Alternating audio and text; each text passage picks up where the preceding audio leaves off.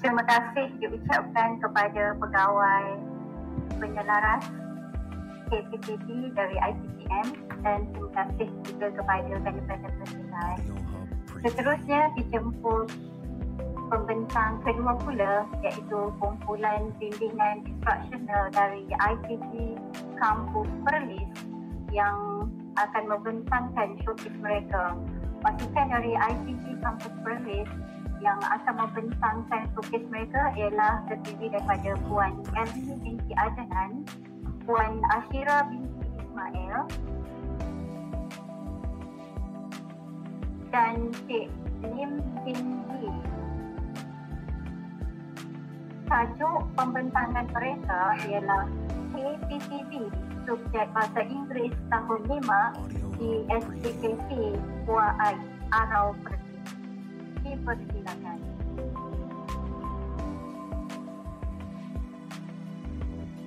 Dan selamat pagi.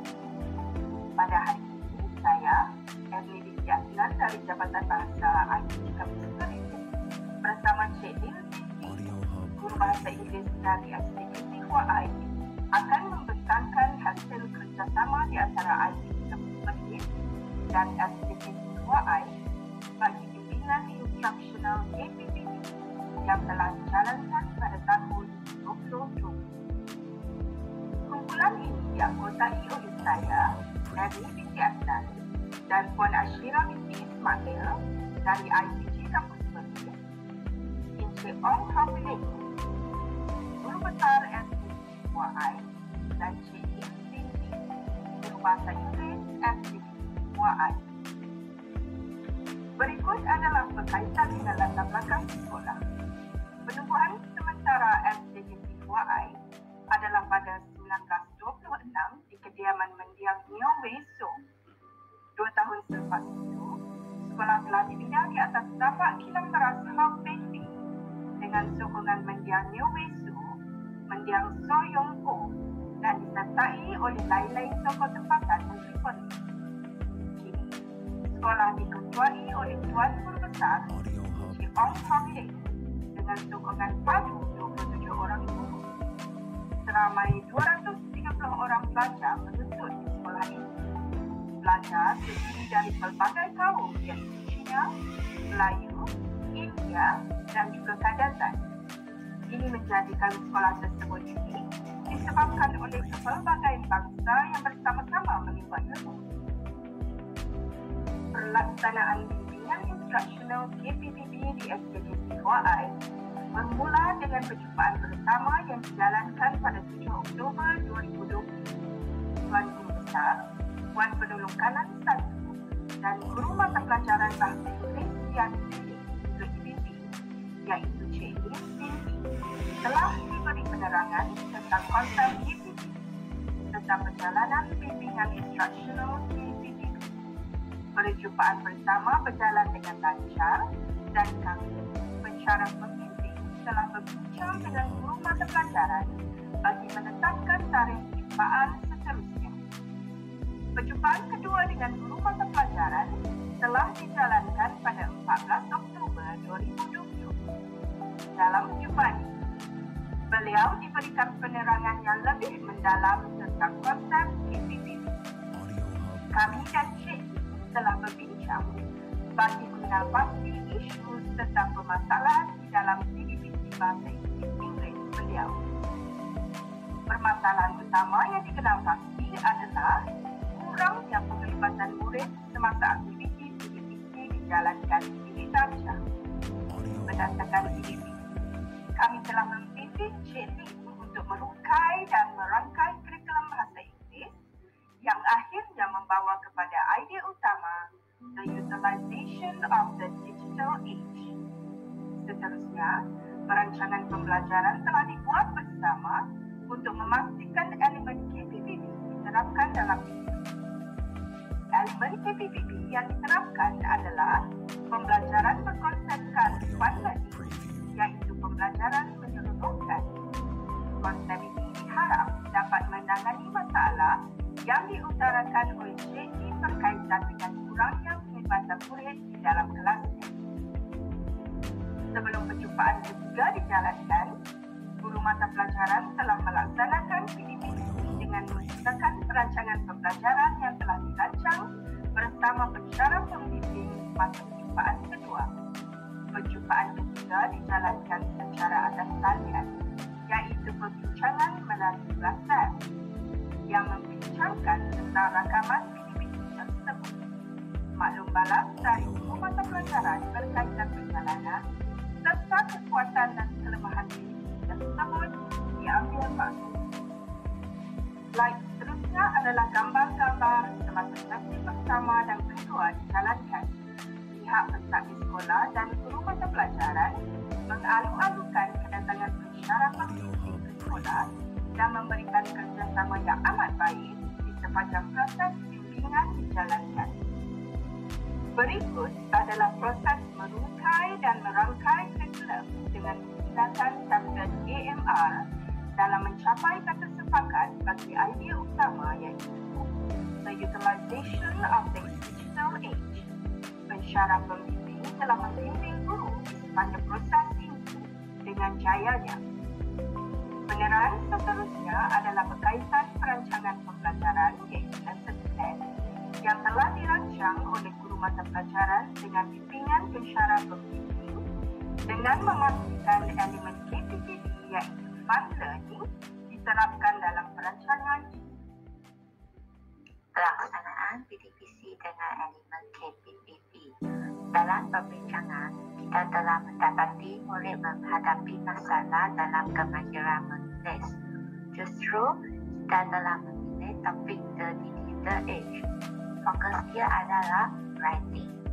Untuk konten standard, kita telah memilih 3.2. By the end of the 6-year primary schooling, pupils will be able to write using appropriate language, form and style for a range of purpose.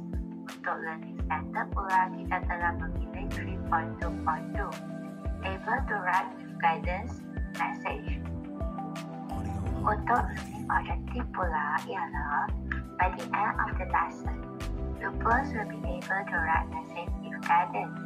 Untuk bahagian aktiviti dalam segmentasi, cikgu akan menulis setiap kumpulan untuk mengeluarkan notis yang telah dicari.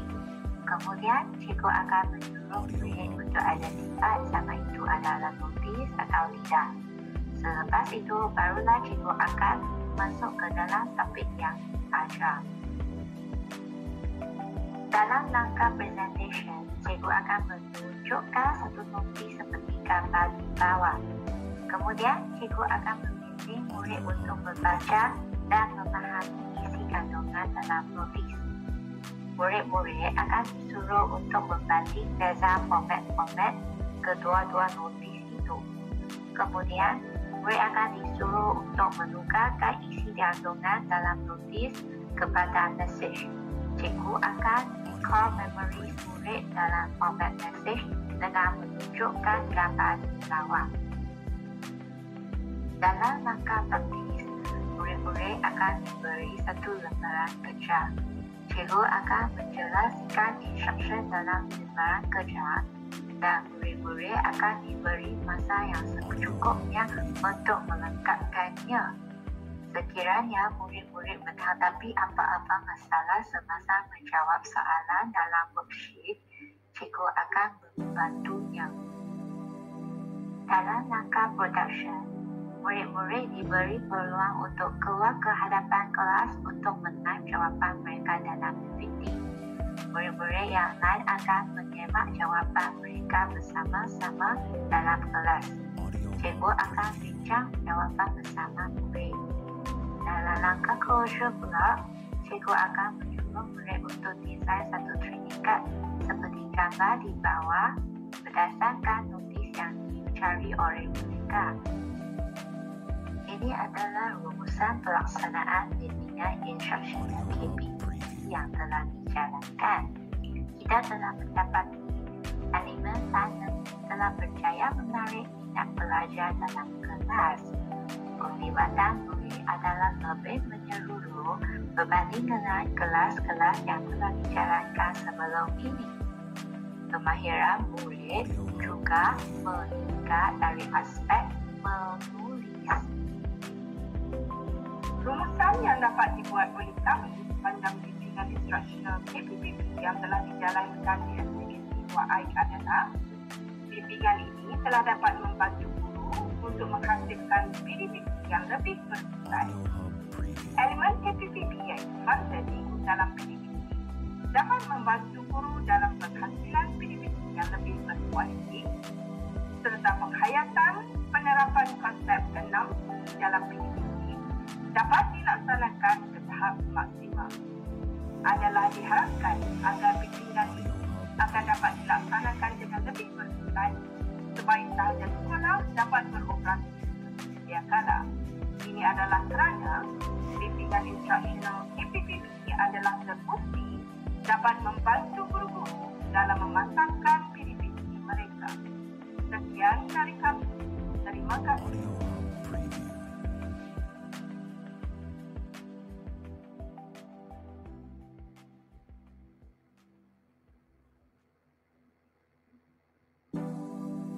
Terima kasih diucapkan kepada pembentang-pembentang atas perkongsian yang sangat menarik tentang amalan KPP itu tadi. Seterusnya, saya menjemput panel penilai yang pertama untuk memberikan maklum balas. Dipersilakan, Doktor. Okay, thank you, Dr. Laila. And once again, a very good morning to everybody, and most especially to Dr. Hadi as well. And congratulations to all team members. Well done. Give yourself a pat on the shoulder. Okay. So, yes, I do agree that it is very informative and also very interesting because you share your knowledge with the guru daripada SJKC dan juga dengan guru besar lah kan, dan mereka menerima dengan baik bimbingan yang diberikan. Yeah, so once again, well done on that. And subjek bahasa Inggeris ni tidak asing dengan saya kan, so I was really interested to know more.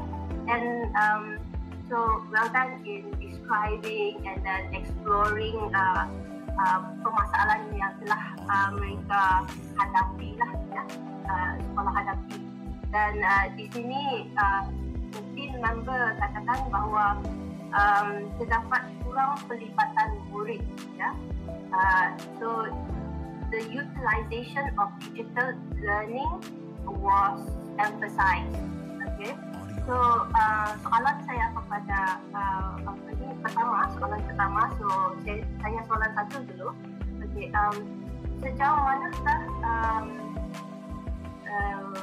fokus ini sama dengan apa yang telah dinyatakan oleh guru Syekh Lim tadi dinyatakan dalam pembentangan yang telah diberikan, ya. Itu soalan pertama saya. So boleh jawab dulu, ahli kumpulan. Okay, good morning, Doctor. Okay, thank you for the question. Okay, terima kasih untuk soalan Doktor. Okay, jadi di dalam lesson ini, kami pensyarah pembimbing cuba mengutarakan kepada Cikgu Lim untuk memaksimalkan penggunaan ICT, iaitu mungkin daripada segi permulaannya adalah pencarian maklumat oleh pelajar untuk notis yang mereka perlu bawa ke kelas sebelum kelas bermula. Jadi itu yang pertama, iaitu pelajar diperlukan untuk mencari maklumat tersebut di dalam internet yang pertama. Dan apabila berlakunya PBB dalam kelas, Cikgu Lim telah menggunakan kaedah menggunakan LCD dan juga menggunakan pembentangan PBB semasa membentangkan ataupun semasa share the input on how message on the topic itself. Itu yang berlaku semasa proses input dan juga semasa proses meminta pelajar untuk datang ke depan dan mengisi jawapan mereka, iaitu mereka diperlukan untuk mengisi jawapan tersebut di dalam PPT. Itu adalah di antara aktiviti yang dilakukan untuk membawa pelajar kepada penggunaan ICT itu sendiri. Mungkin ada tambahan daripada Cikgu Lim jika ada.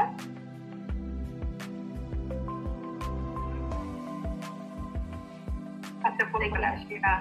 Ya.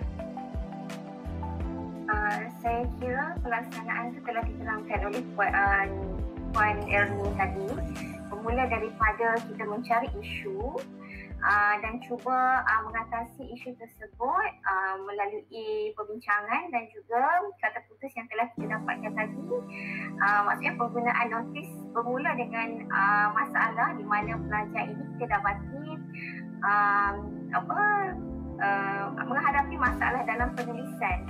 Jadi bermula dengan perbincangan bersama dengan perbincangan Cikgu Lim dalam kelas dan cuba menghasilkan notis dan dipaparkan menggunakan teknologi komputer dan juga melalui PowerPoint.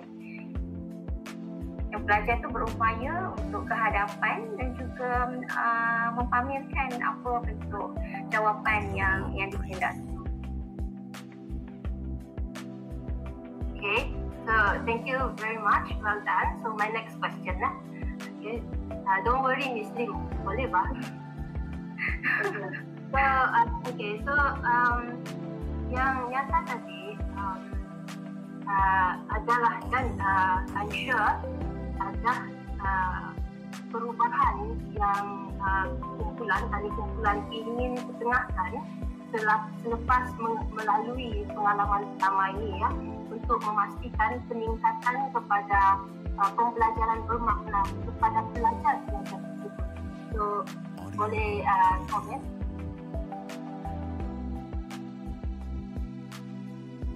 Okey, ya mungkin Cikgu Lim ada sedikit konsep berkenaan dengan peningkatan pelajar selepas proses bimbingan.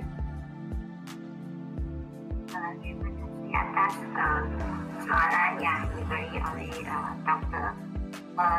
Saya berasa murid-murid ada peningkatan dari segi attitude mereka. Pada permulaannya mereka berasa malu dan tidak berani untuk angkat tangan untuk jawab dalam kelas. Tapi dengan adanya aktiviti kita, mereka macam lebih interested dalam kelas dan mereka akan cuba untuk menjawab dalam mendapat soalan atau dalam kelas. Lepas tu mereka dapat meningkatkan kemahiran mereka.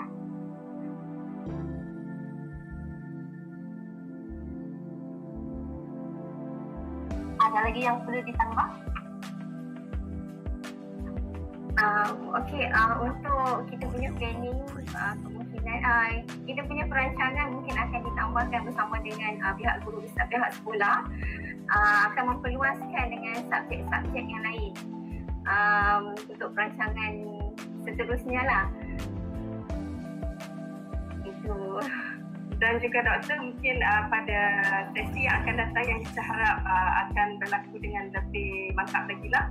Perancangan yang akan datang adalah mungkin kita dapat juga adakan sesi bimbingan daripada segi penggunaan lebih kepada penggunaan digital kepada guru-guru pendedahan, mungkin makluman tentang penggunaan extension dalam Google Meet untuk mengadakan perbincangan kumpulan bagi pelajar disebabkan sekolah ataupun guru sekarang mereka perlu melaksanakan aktiviti secara online.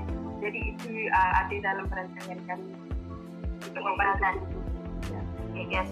So well done on that lah, sebab memang pada masa ini memang the maximize the utilization of the digital learning is very very important ya. So saya harap anda semua boleh bersama dengan lebih itu untuk memastikan kejayaan yang lebih mantap, untuk memastikan belajar itu belajar dan manfaat daripada fokus yang anda ketengahkan tadi, iaitu fokus kepada perlibatan dan juga terutamanya kepada penulisan. So well done everybody. Thank you very much for sharing your work. Thank you, Dr. Very much, Dr.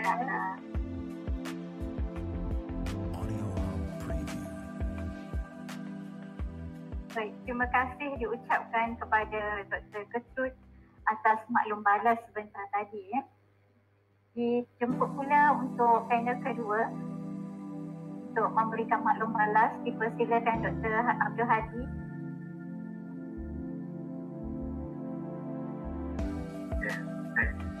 Assalamualaikum, selamat pagi. Terima kasih Dr.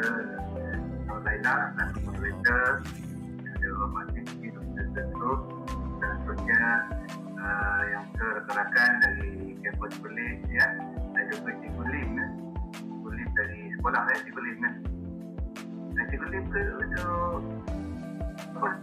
sekolah ke IPT? Sekolah. Okey, tak apa. Sekolah ya, kita ya. Sama-sama kita pada hari ini. Pada kesempatan ini saya ucapkan terima kasih akan ya dan kenyataan dalam topik bersih ya. Sorry ya. Baik. Berkenaan dengan nanti bimbingan instruksional PPPP ya. Saya ingin melihat pelaksanaan bimbingan ya. Dan memang yang utamanya adalah PPPP. Nanti untuk menggerakkan PPPP itu kita menggunakan pendekatan bimbingan instruksional.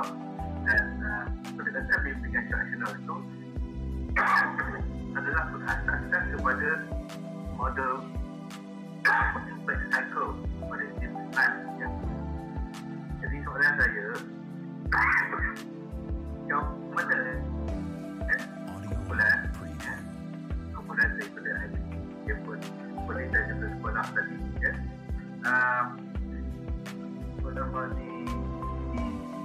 menggunakan model impact cycle ni dalam menjayakan proses bimbingan KPPP. Boleh kongsikan dengan kita ya, bagaimana untuk mengaplikasikan model impact cycle.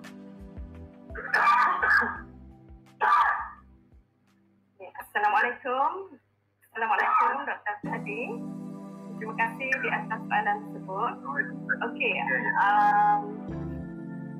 Transition of the model that itu tadi adalah bermula dengan mengenal pasti isu yang dihadapi oleh isu tersebut. So daripada isu tersebut kami bawa dia kepada merungkai dan merangkai DSKP untuk disesuaikan dengan isu dan permasalahan yang dihadapi, dan kemudiannya terus proses pelaksanaan di dalam kelas, dan kemudian melihat kepada impak daripada pelaksanaan tersebut, dan mungkin akan ada cycle yang kedua untuk jika kita perlu untuk pergi lebih dalam ke dalam isu tersebut. Jadi itu adalah satu flow lah yang kami nampak yang berkaitan dengan model tersebut. Ada tambahan Puan Ashira ke ada? Saya rasa setakat yang kita buat itu adalah cycle yang pertama, di mana tiga elemen tersebutlah kita berjaya untuk identify problem, dan sisi dalam kelas guru mengendalikan model yang kedua itu, dan yang terakhir tu kita nampak ada improvement lah dari segi peningkatan pelajar untuk menguasai kemahiran menulis. Itu saja. Dan juga mungkin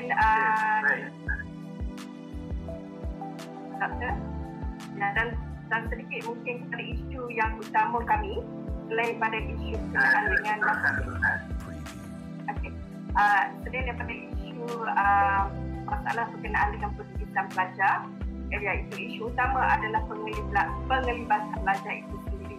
Jadi daripada insight yang kami dapat lihat semasa feedback bersama dengan Cikgu Lim, penglibatan pelajar itu adalah lebih menyeluruh dibandingkan daripada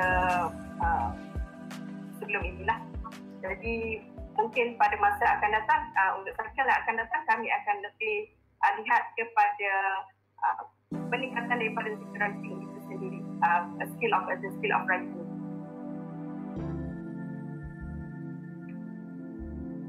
Baik, pelaksanaan berdasarkan model impact cycle tu dia ada 3 prinsip. Dan tingkatkan pasti pelajar dan juga berperingkat-peringkatkan, ya. Jadi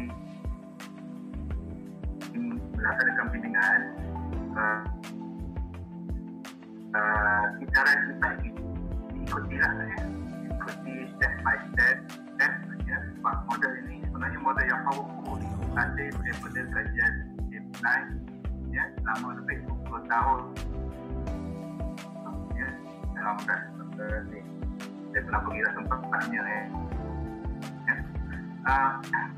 Jadi dia beritahu ada ceritakan tentang mengatasi masalah.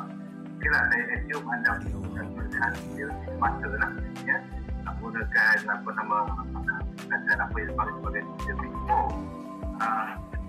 Lepas itu, ya, kita ada langkah untuk menetapkan matlamat, ya, menggunakan pendekatan yang dipanggil sebagai fear, ya, powerful, easy, emotional, compelling, reachable, and student focus fear tu.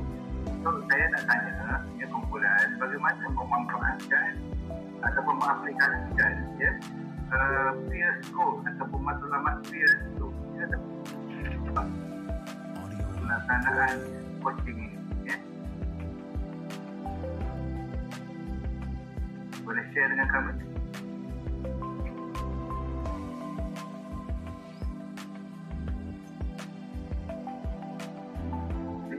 Fear score. Puan Syirah? Nak mendengar kan? Boleh Puan Annie mula dulu. Okey, semasa coaching itu dijalankan, jadi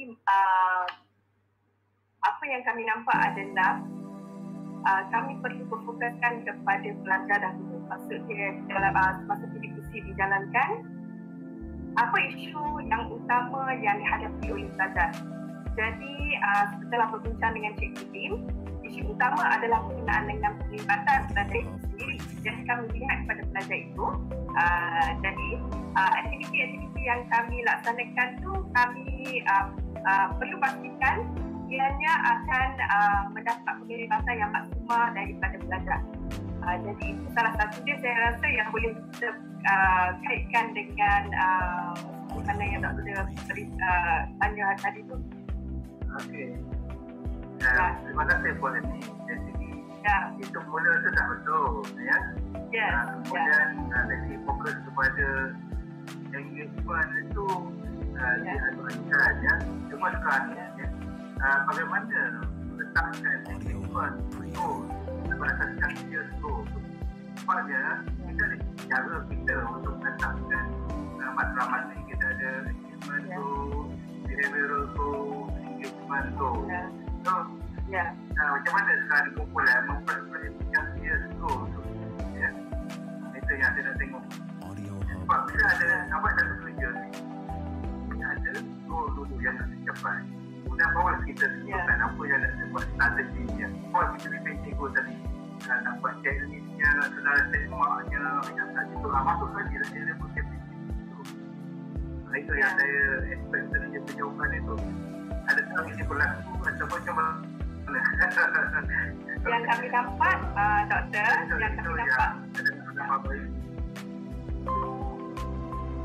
yang kami nampak goal dia adalah goal untuk memastikan pelajar lebih engage di dalam kelas. Itu goal yang utamalah yang kami nampak semasa perbincangan tu. Jadi mungkin penambahbaikan selepas ni adalah lebih fokus kepada tak ada masalah dengan aku betul engagement itu. Sebabnya bila kita lihat layer-layer lebih masa tu, lebih before tu, ya, kita akan melihat tu behavior, ya, content, ya, kemudian formative evaluation, apa nama ni, assessment, apa nama ni, ada perkara tu, ya. Di mana satu lagi strategi mengajar pedagogi. Jadi cara rasanya tidak ada kira engagement. Itu ada masalah. Dan ada beberapa cara nanti seperti apa nama yang dijalankan untuk menjadikan sebagai strategi. Cuma proses untuk menetapkan matlamat dan itu boleh dibicarakan dengan guru di sekolah. Peer score tu, ya. Jadi saya cadangan saya yang menetap proses yang instructional tu perlu diikuti dengan baiklah, ya, dan disokong dengan amalan-amalan dalam prinsip, contohnya prinsip partnership, ya. Contoh prinsip partnership yang kita letakkan diri kita ni equal, ya. Bukan pergi sekolah kita minta cikgu buat itu salah, kita tak buat kita dalam prinsip yang instructional. Kita lupa je dengan guru, ya. Kita sama-sama membantu untuk mencapai pemastikan pelajar mencapai pembelajaran formal, ya. Okay, itu saja dulu daripada saya, ya. Okay. Terima kasih, ya. Kemudian apa-apa tanya lah, ya. Dapat melaksanakan apa yang kita sebenarnya faedah satu dengan baik, tapi dengan saya tadi untuk mempertingkatkan lagi, ya, pelaksanaan itu di sekolah. Okey, cikgu Din, ya. Okey, kawan-kawan, ya. Terima kasih. Terima kasih Dr. Adi. Ya. Moderator, terima kasih. Terima kasih Dr. Laila. Terima kasih. Ya, terima kasih kepada Dr. Abdul Hadi atas maklum balas tadi.